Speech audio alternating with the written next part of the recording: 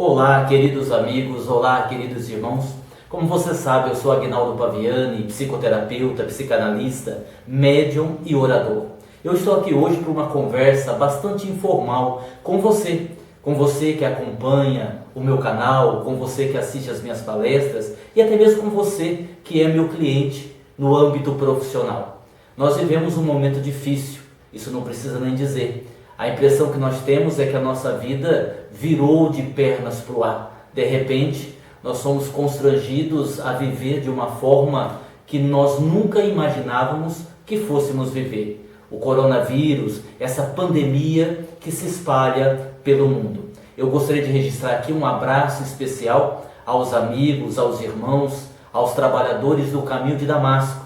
Estamos sintonizados, embora as nossas atividades estejam suspensas. Aliás, todos nós, tivemos que fazer alguma mudança na nossa vida. Eu mesmo, profissionalmente, estou atendendo alguns clientes que estão com boa saúde, porque aqui nós temos toda a higiene. Eu atendo o meu cliente a uma distância razoável, nós não temos aglomeração. No entanto, aqueles clientes de mais longe, aqueles clientes que já têm uma idade, aqueles clientes que estão adoecidos com gripe, nós estamos atendendo via Skype. São as mudanças naturais que nós temos que fazer nesse período.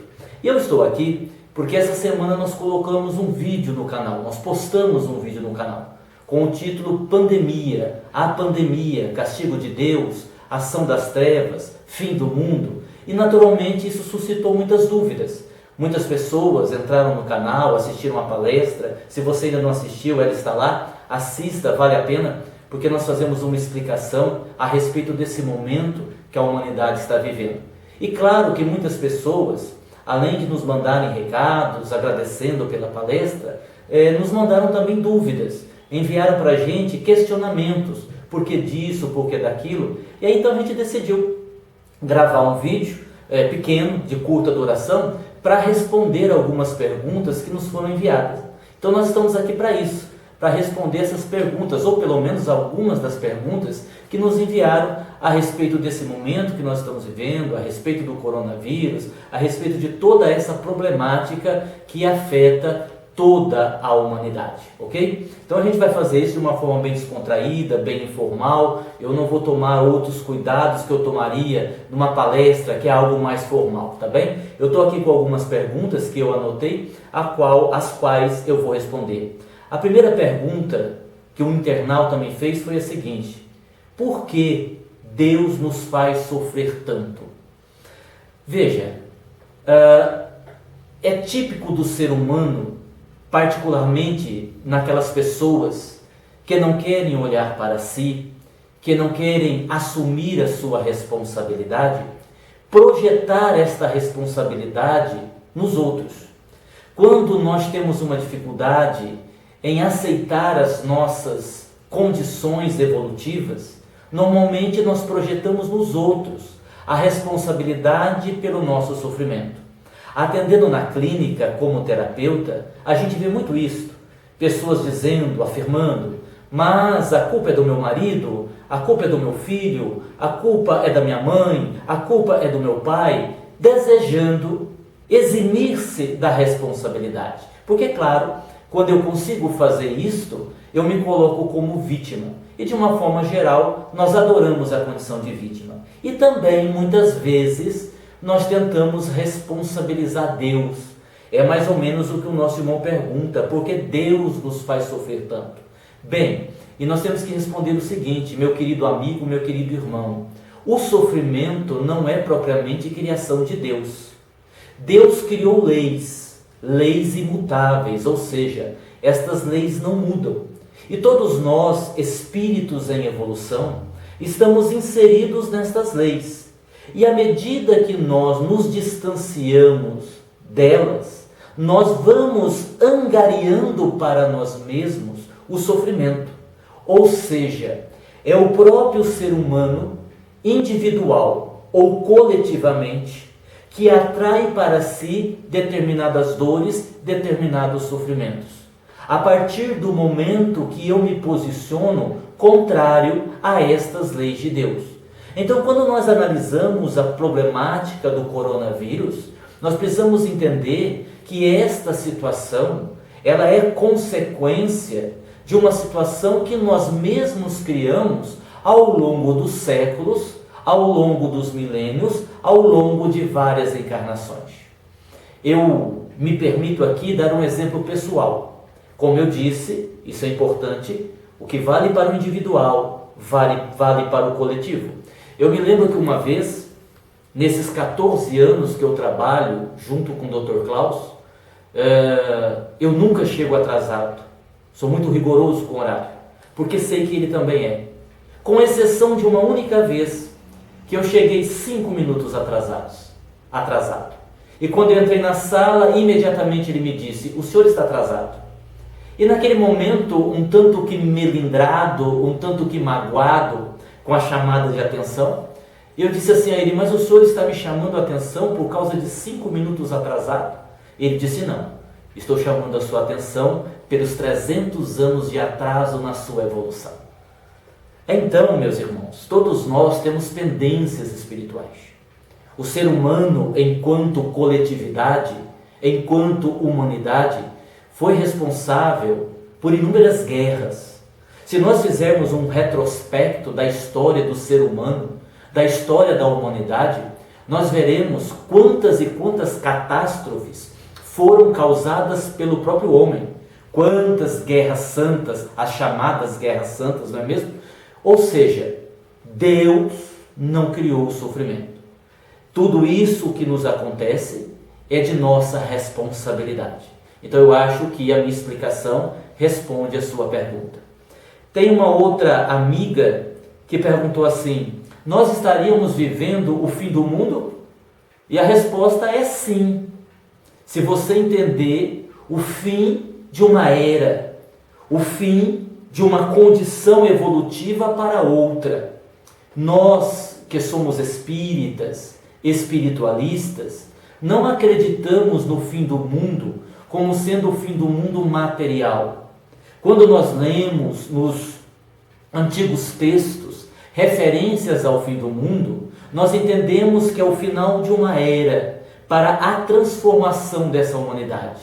Sob o ponto de vista moral, sob o ponto de vista evolutivo desta humanidade, podemos dizer que sim, estamos sim vivendo o momento do fim do mundo, ou, usando uma linguagem do próprio Jesus, da separação do joio e do trigo, a hora em que nós vamos compreender melhor qual é o sentido da vida, ok?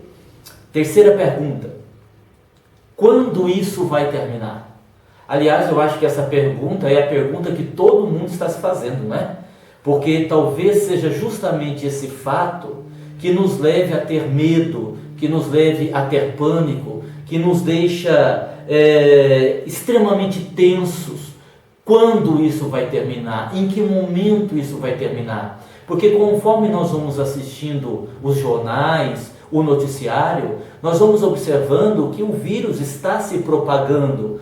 Nós aqui em Votuporanga estamos em quarentena, então nós ficamos na expectativa: quanto tempo vai durar essa quarentena? 1 semana, 2 semanas? E não há uma previsão. Agora, eu diria o seguinte: eu acho que o tempo que isso vai durar, depende muito da gente, no sentido material e no sentido espiritual. Ora, no sentido material, como é que nós vamos deter a propagação do vírus? O isolamento social. Isso está muito claro. O isolamento social, o que os governantes, os médicos vêm recomendando. Então, se nós fizermos esse isolamento social, nós damos passos importantes no que tange a cessarmos este processo, mas também e principalmente mudarmos as nossas vibrações. Já dizia Gandhi: o amor de uma única pessoa pode neutralizar o ódio de milhões. Então, meus irmãos, eu acho que prioritariamente, além do isolamento social, orarmos mais, buscarmos dentro de nós aquela fé, vibrarmos alegria, vibrarmos amor, estarmos entrelaçados pelos nossos pensamentos, Nós sabemos a força que tem o nosso pensamento.